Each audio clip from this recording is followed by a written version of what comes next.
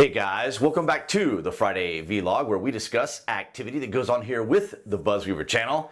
That includes things like current events, headlines that are in the news, social media, pop culture, technology, and items of interest that come up during the week that allow us to have a little bit of a dialogue. If this is your first time here to the channel, I'd like to welcome you guys here. If you are a returning visitor or a subscriber, I want to thank all of you guys for your continued support.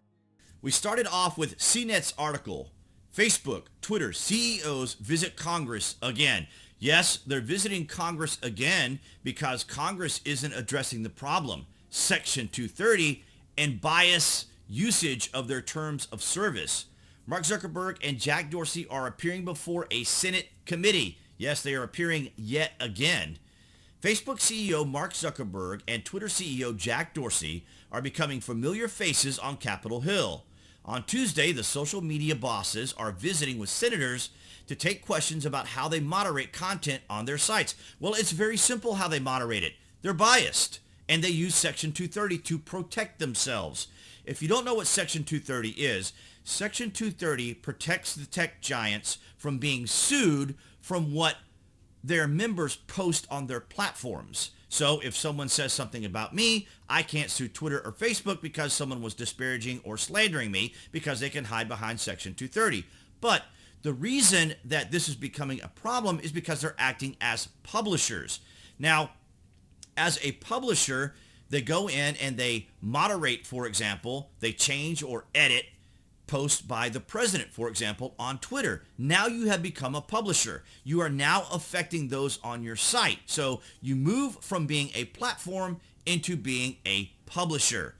The Senate Judiciary Committee hearing was called after Republicans demanded the CEOs explain why they limited the spread of New York Post article that suggests unproven improprieties involving President-elect Joe Biden's son. That is factually incorrect. He is not the president-elect because the votes have not been certified. Biden representatives have challenged the article's content. The social network's actions raised questions about how they fact-check political content. Well, it's not their job to fact-check. That's the whole point. They aren't publishers. Are they publishers or are they a platform? That's what the senators need to address. If you have been a follower here on this channel, you understand my frustration, my irritation by the fact that Jack and Mark go on these committees and they just talk in weasel words and they talk in circles using tech language that the senators don't understand, and you rarely, if ever, hear them mention Section 230. They need to address Section 230. But I did want to point this out because here we are yet again. If you guys have been a follower of the channel, you know that we talk about this quite often. So we're 3 years into this and we're still having issues. And guess what?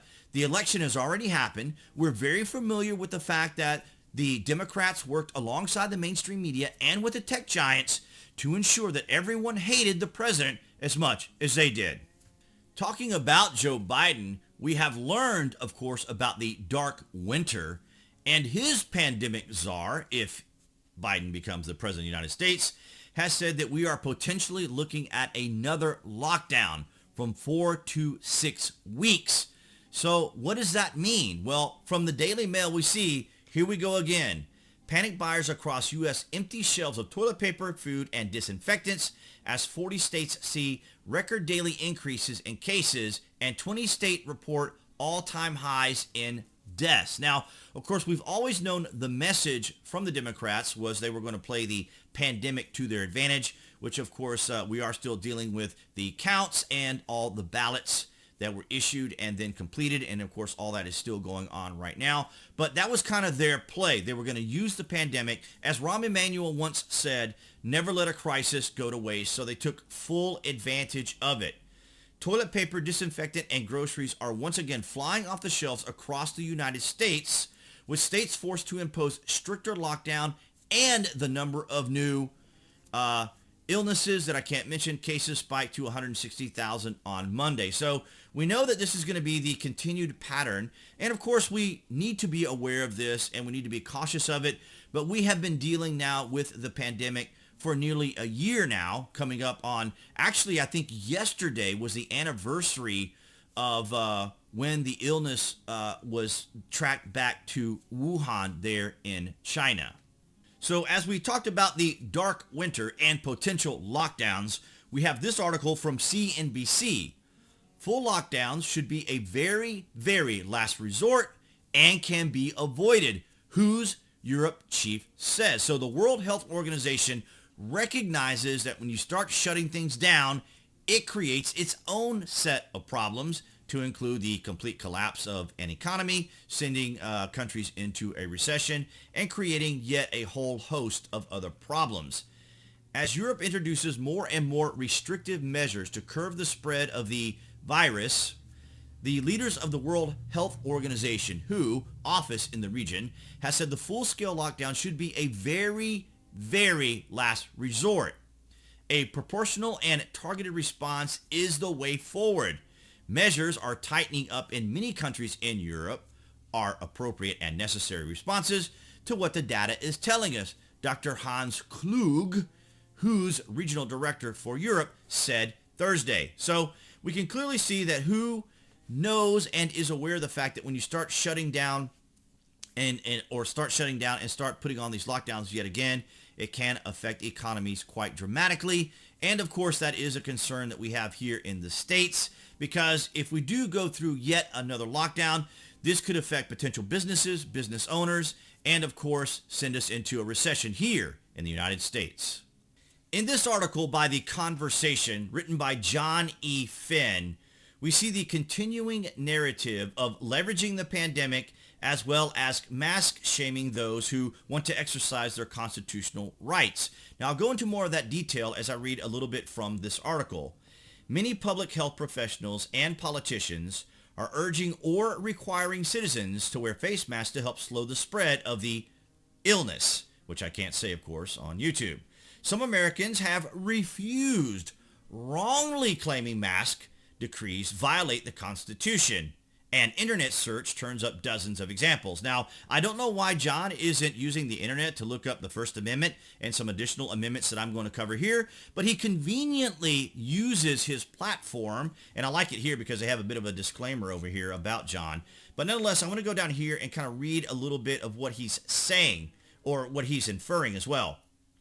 Mandatory masks violate the First Amendment right to speech, assembly, and especially association, and mandatory masks violate a person's constitutional right to liberty and to make decisions about their own health and bodily integrity. Remember, her body, her choice. Interesting argument. I don't see people raising that often, the her body, her choice kind of thing. Now, obviously, we know the context of that particular argument, but nonetheless, I do find it kind of curious.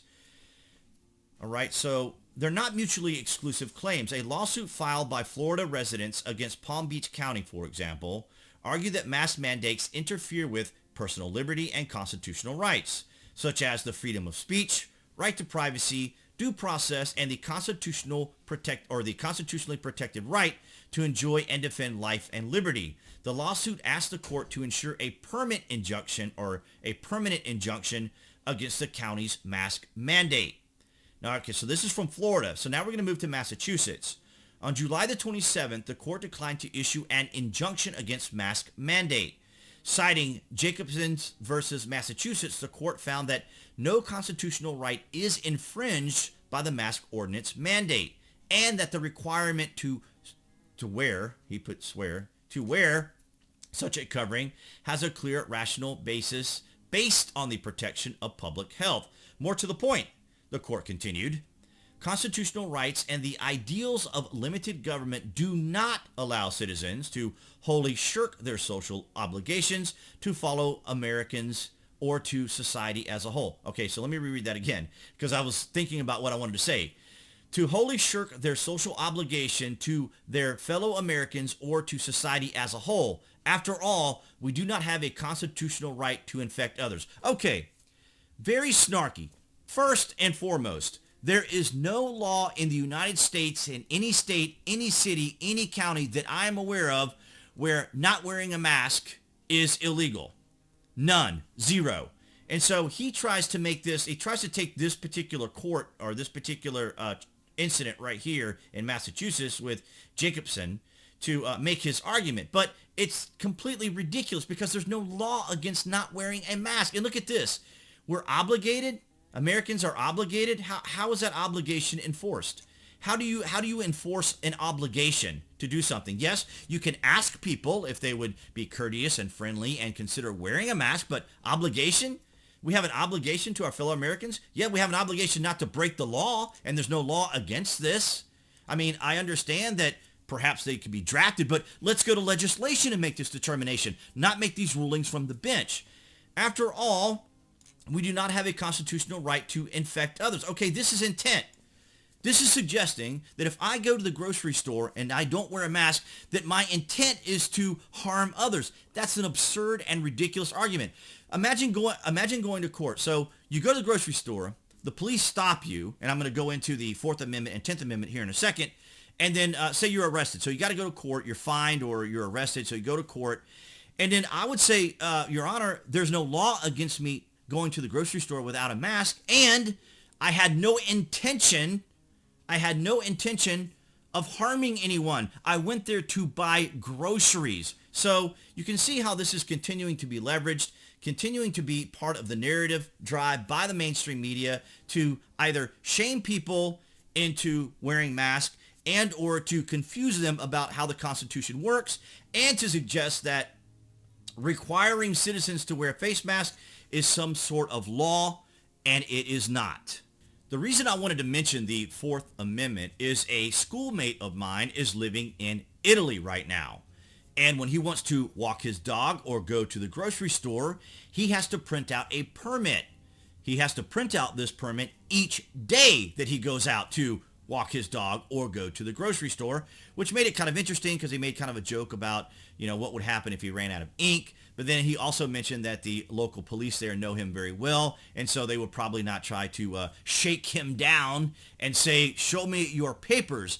But these are kind of the things that we as Americans may take for granted or may not be aware of, that our Constitution genuinely works to our advantage to protect us from government in particular. So in our 4th Amendment here, you see the right of the people to be secure in their persons, houses, papers, and effects. So thankfully we have the 4th Amendment. We don't have to produce these types of documentations just to be able to go to the store or be able to go about the country, even though we are, say, on a lockdown. And now, of course, we'll move into the 10th Amendment. Now, as we move into the 10th Amendment, what I really wanted to focus on here was balance of power between the federal government and the states. Now, you may recall that President Trump made one of his typical Trump comments about him having ultimate authority. And then, of course, the mainstream media ran with that and were trying to suggest that he was a tyrannical dictator and a fascist for making that comment. It was just a typical Trump misspeak.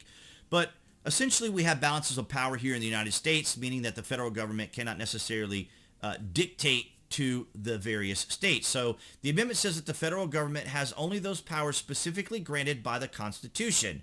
These powers include the power to declare war, to collect taxes, to regulate interstate business activities, and others that are listed in the articles. Now, we won't go into all that particular detail, but what I wanted to point out is that even if, say, for example, Joe Biden does become the president of the United States, the states can still regulate themselves. They don't necessarily have to comply with any particular mandate. Now, I'm not saying this to be like against Joe Biden or to be defiant and so forth. I'm just simply illustrating to you guys that we have this beautiful document in our country called the Constitution that protects us from government imposing these types of rules and regulations against us as Americans. And of course, you hear the phrase quite often, shall not be infringed. So I, as a conservative, I call myself a constitutional conservative because of this, because we have the beauty of the Constitution, the Bill of Rights, and our laws that equally protect Americans. Our Constitution and Bill of Rights and our laws are not designed for the conveniences of the left.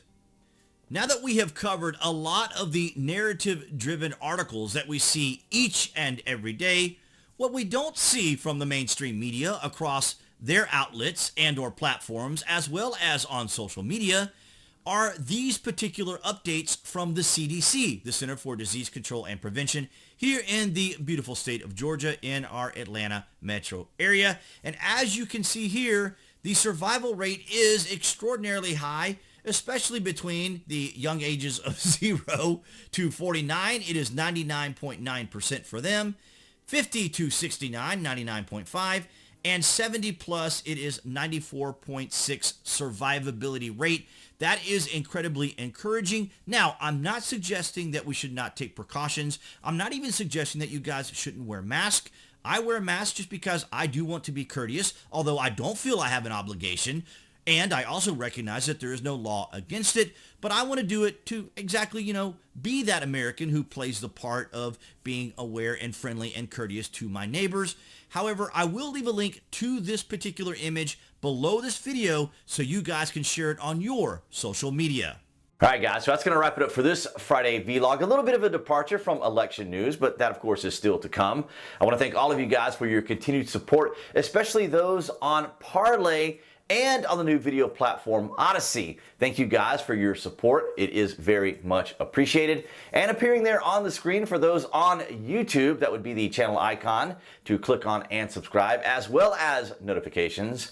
That way you guys will know when there's content here on the channel, as well as the Friday vlogs. And I will see you guys right there behind the camera next week.